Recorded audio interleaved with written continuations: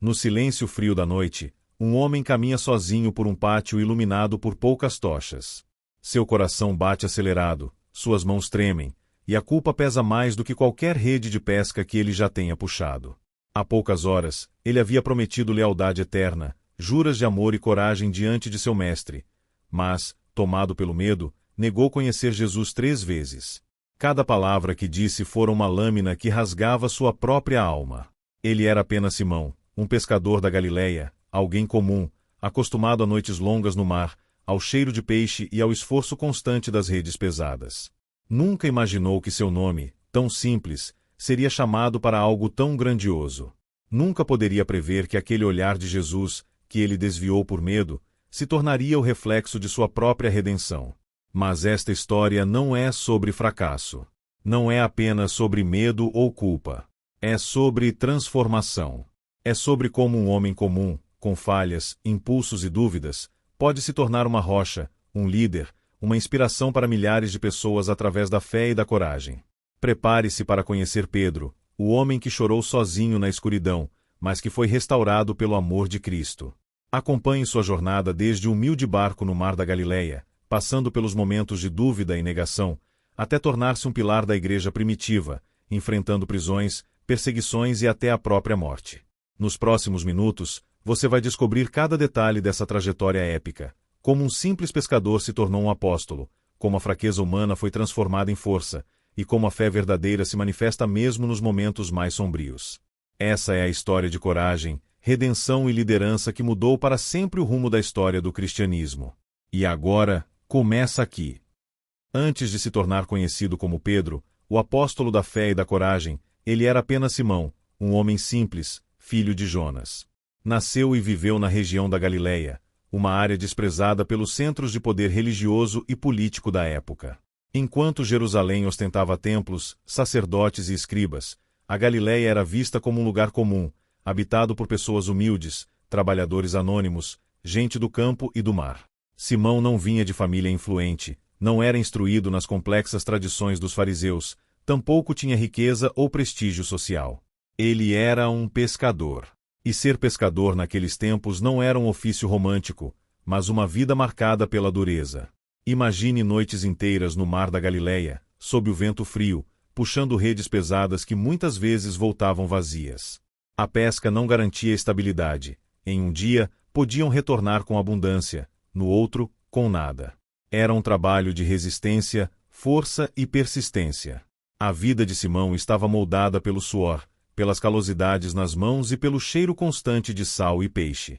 E, no entanto, é justamente dessa realidade comum, quase invisível aos olhos da elite, que Deus escolheu um homem para escrever uma das páginas mais importantes da história. Esse detalhe é crucial. Jesus não chamou sacerdotes, mestres da lei ou líderes respeitados. Ele escolheu Simão, o pescador da Galileia. Simão possuía uma personalidade forte, muitas vezes impulsiva. Era o tipo de homem que falava sem pensar, que agia antes de medir as consequências.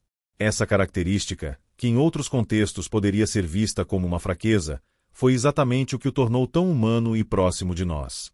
Ele não tinha aparência de líder, nem título que o destacasse. Se alguém olhasse para ele antes de conhecer Jesus, jamais imaginaria que aquele pescador seria chamado de Pedro, nome que significa pedra. Mas foi justamente nesse homem comum, de carne e osso, que Cristo enxergou o potencial para algo eterno.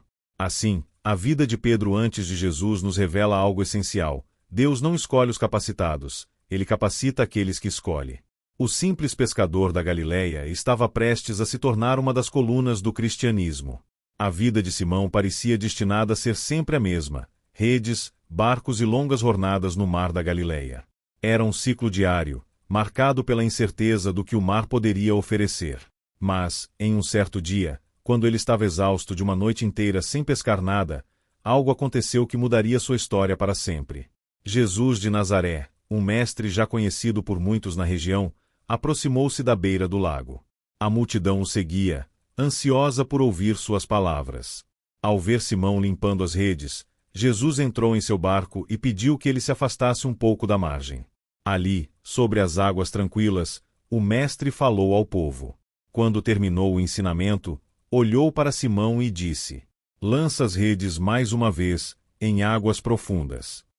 Simao hesitou. Ele era pescador experiente e sabia que aquele não era o horário certo para pescar. Já havia tentado durante toda a noite e nada tinha conseguido. Mas havia algo diferente na voz de Jesus, algo que ultrapassava a lógica. Então, respondeu: Mestre, trabalhamos a noite inteira e nada apanhamos. Mas, sobre a tua palavra, lançarei as redes. E foi nesse momento que o impossível aconteceu. As redes se encheram de tantos peixes que quase se rompiam. Simão, atônito, chamou seus companheiros para ajudá-lo, e ambos os barcos ficaram tão cheios que começaram a afundar. Diante de tal milagre, Simão caiu de joelhos e disse: Senhor, afasta-te de mim, porque sou um homem pecador. Esse gesto revela muito sobre sua consciência. Simão sabia que estava diante de alguém que não era comum, alguém que transcendia o natural. Ele se sentia pequeno, indigno. Mas Jesus, ao invés de se afastar, se aproximou ainda mais e declarou: Não temas. De agora em diante, você será pescador de homens. Aquela frase carregava um peso profético. Jesus não apenas estava mudando o rumo da vida de Simão, ele estava redefinindo sua missão. Do mar de Tiberíades ao oceano da humanidade, Simão deixava para trás as redes e os peixes para se tornar caçador de almas. E sem hesitar, Simão e seu irmão André deixaram tudo, barcos, redes, a antiga vida, e seguiram o Mestre. Esse momento é simbólico. Mostra que, para seguir Jesus, não é necessário ter títulos, riquezas ou influência. O que ele pede é disposição para largar o que é passageiro e abraçar o eterno. O pescador da Galileia, que até então só conhecia as águas do lago, agora caminhava para mergulhar nas águas profundas da fé. A trajetória de Pedro até aqui parecia marcada por coragem e ousadia. Ele havia visto milagres, caminhado sobre as águas, presenciado a glória da transfiguração. Era sempre o primeiro a falar, o mais impulsivo, o mais apaixonado. Jurava fidelidade a Jesus com todas as forças que tinha. Na noite da última ceia, quando Jesus anunciou que seria traído e preso, Pedro foi categórico: Senhor, estou pronto a ir contigo até a prisão e até a morte. Mas Jesus, com um olhar firme e compassivo, respondeu: Pedro, antes que o galo cante hoje, 3 vezes você negará que me conhece. Aquelas palavras devem ter soado absurdas aos ouvidos de Pedro. Ele, negar o Mestre? Impossível. Sua lealdade parecia inabalável. Mas o que ele ainda não entendia é que a fé também é provada no fogo da adversidade. E a noite chegou. No Getsêmani, Pedro até tentou defender Jesus com a espada, cortando a orelha de um soldado. Mas Jesus o repreendeu e se entregou voluntariamente. A partir daí, o medo começou a tomar conta do coração de Pedro. Enquanto Jesus era levado para o julgamento no Sinédrio, Pedro seguia de longe, tentando não ser reconhecido. No pátio, perto de uma fogueira, soldados e criados se aqueciam. Foi ali que a profecia começou a se cumprir. Uma criada o olhou e disse: Você também estava com ele. Pedro negou imediatamente: Mulher, não o conheço. Pouco depois, outro insistiu: Você também é um deles. E Pedro respondeu: Homem, não sou. Finalmente, um terceiro afirmou com convicção: Certo. Este também estava com ele, pois é galileu. Tomado pelo medo, pela pressão, pela insegurança, Pedro gritou: Homem, não sei do que estás falando. Naquele instante, o galo cantou. E o detalhe mais doloroso: o Evangelho relata que Jesus, mesmo sendo levado pelos guardas, virou o rosto e olhou diretamente para Pedro. Imagine esse olhar. Não era um olhar de acusação, mas de compaixão, de dor, de amor que não desiste. Foi o suficiente para que Pedro se lembrasse das palavras do Mestre. Ele saiu dali e chorou amargamente. Esse episódio é um divisor de águas na vida do apóstolo. Mostra que, por mais convicto que alguém se sinta, a fraqueza humana pode se revelar nos momentos de maior pressão. Pedro, o valente, o impulsivo, aquele que dizia estar pronto para morrer, não resistiu ao medo e caiu. Mas a grandeza dessa história está justamente no contraste. Pedro não é lembrado apenas por sua queda, mas pelo que viria depois dela. Sua negação não seria o fim, mas o começo de uma redenção ainda maior. Depois da crucificação, Pedro carregava o peso insuportável da culpa. A cada amanhecer, talvez ouvisse o eco do galo cantando dentro de si. A lembrança daquele olhar de Jesus, na noite da negação, devia atravessar sua alma como uma espada. Ele, que prometera morrer pelo Mestre, havia falhado no momento mais decisivo. Mas o amor de Cristo não abandona, mesmo quando o homem falha. No terceiro dia, veio a notícia impossível: o túmulo estava vazio. Mulheres afirmavam que haviam visto o Senhor vivo. Confuso e incrédulo, Pedro correu até a sepultura, junto com João. Encontraram apenas os lençóis de linho dobrados. A esperança começava a reacender. Dias depois, às margens do mar da Galileia, o mesmo lugar onde tudo havia começado, aconteceu o reencontro. Os discípulos haviam voltado a pescar.